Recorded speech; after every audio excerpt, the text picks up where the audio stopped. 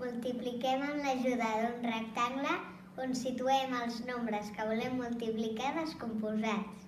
Per fer aquesta multiplicació més fàcil, descomposarem 34 en 34 i 25 en 25. 20 per 30 fa 600 perquè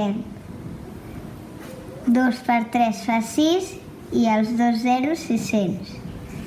20 per 4 fa 80 perquè 2 per 4 8 i el 0 80. 5 per 30 fa 150 perquè 5 per 3 fa 15 i el 0 150.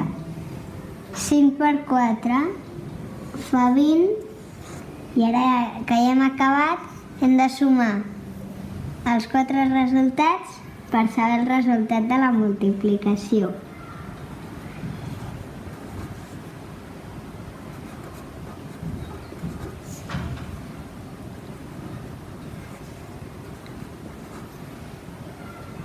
$600 més 150, 750.